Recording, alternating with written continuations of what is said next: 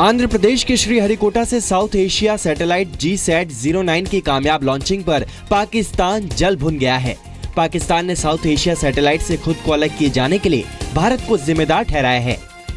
पाकिस्तान ने कहा कि सैटेलाइट को विकसित करने में भारत का सहयोग लेने का कोई इरादा नहीं था। इसे अकेले भारत ने विकसित किया है, लिहाजा इसे साउथ एशिया सैटेलाइट नहीं कहा जा सकता। पाकिस्तान के विदेश विभाग के प्रवक्ता नफीस जकारिया ने कहा, पाकिस्तान के पास अपना खुद का स्पेस प्रोग्राम है। हालांकि पाकिस्तान भारतीय परियोजना में भागीदारी चाहता था, लेकिन भारत ने साफ कर दिया कि सैटेलाइट को वो अकेले विकसित करेगा, छोड़ेगा और ऑपरेट करेगा। सैटेलाइट की कामयाब लॉन्चिंग के लिए पीएम मोदी ने वैज्ञानिकों को बधाई दी। जम्मू कश्मीर में निजी केबल नेटवर्क के जरिए भारत विरोधी प्रचार कर रहे सऊदी अरब, पाकिस्तान और जाकिर नाइक के प्रतिबंधित पीस टीवी समेत करीब 50 चैनलों पर रोक लगाने के लिए केंद्र सरकार ने जम्मू कश्मीर सरकार से कहा है कि वो राज्य में चैनलों के गैर कानूनी प्रसारण को रोकने के लिए तुरंत कदम उठाए। सूत्रों के मुताबिक इस मामले पर सूचना एवं प्रसारण मंत्री वेंकैया नायडू ने राज्य के मुख्य सचिव से बात की है और जल्द से जल्द इस पर रिपोर्ट मांगी है। दिल्ली के निर्भया केस में सुप्रीम कोर्ट ने चारों दोषियों की फांसी की सजा बरकरार रखी है। सुप्रीम कोर्ट की 3 जजों की बेंच ने दोषी अक्षय ठाकुर, विनय शर्मा, पवन गुप्ता और मुकेश को सजा सुनाते हुए कहा कि चारों गुनहगार धरती पर रहने के लायक नहीं हैं और लगता नहीं है कि ये गुनाह इस दुनिया में हुआ है, इसलिए ऐसा जघन्य अपराध माफी के लायक नहीं हो सकता। इन्हें कठोर सजा देने से समाज में भरोसा जगेगा। ऑनरेबल सुप्रीम कोर्ट की जो पहले की जजमेंट है, जिसमें क्लियर लिखा है कि collective conscious of the society अगर शॉक करती है तो रेयरेस्ट और रेयर इवेंट में आता है, तो उसमें लेते हुए ऑनरेबल सुप्रीम कोर्ट ने जो हाई कोर्ट की जजमेंट थी डेथ पेनल्टी की, उसको अपहोल्ड किया। मैंने कोर्ट में भी बोला मैं इससे असंतुष्ट हूँ और जैसे जजमेंट मिल जाएगा उसको स्टडी करके हम उस पर जो रिव्यू है हम रिव्यू फाइल करेंगे। 16 दिसंबर 2012 को दिल्ली में 23 साल की निर्भया के साथ गैंगरेप के 6 आरोपी थे। एक आरोपी राम सिंह ने जेल में आत्महत्या कर ली थी, जबकि एक नाबालिग दोषी 3 साल जुवेनाइल होम में रहने के बाद रिहा हुआ। केंद्रीय गृह मंत्रालय ने आम आदमी पार्टी को विदेशी चंदे पर नोटिस भेजा है और FCRA कानून के तहत विभिन्न देशों से मिल रहे चंदे की पूरी जानकारी मांगी है। गृह मंत्रालय को शक है कि आम आदमी पार्टी ने विदेशी सहायता नियमन कानून 2010 का उल्लंघन किया है।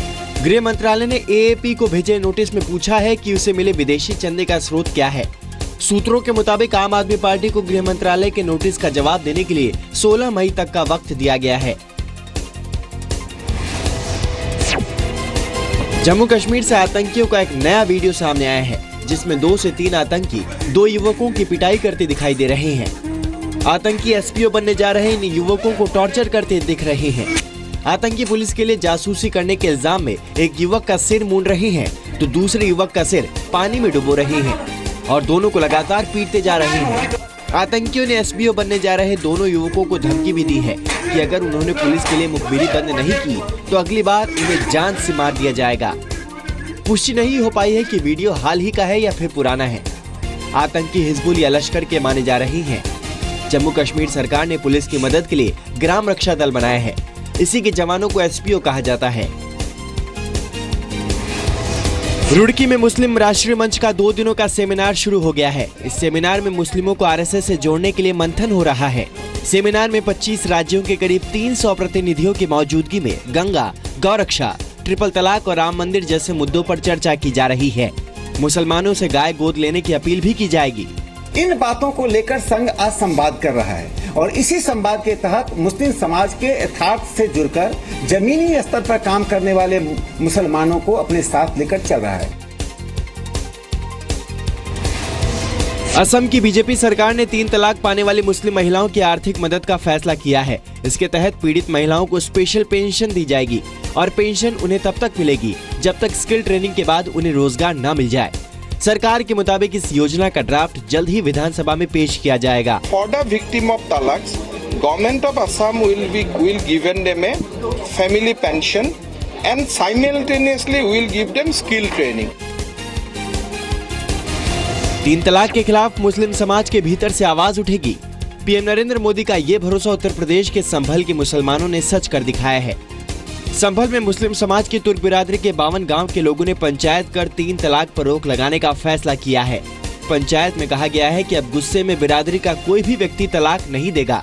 अगर गुस्से या लड़ाई में तलाक देता है तो उसका जिम्मेदार शौहर को ही माना जाएगा। जो पंचायत में फैसले लिए गए हैं, एक तो ये 3 तलाक जो एक बार में दे देते हैं, इस पर पाबंदी लगाई गई है कि एक बार में 1 तलाक दे और फिर हमारी बिरादरी की पंचायत बैठेगी और ये देखेगी किसकी गलती है किसकी नहीं, उसकी सुझाव और समझौता कराएगी।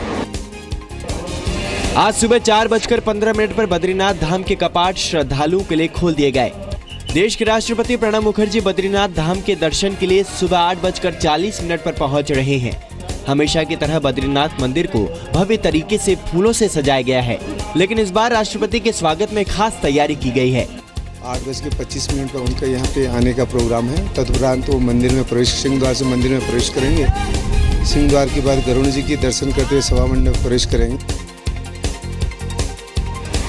जम्मू कश्मीर के पत्थरबाजों से निपटने के लिए कानपुर के कुछ साधु संतों ने जन सेना तैयार की है।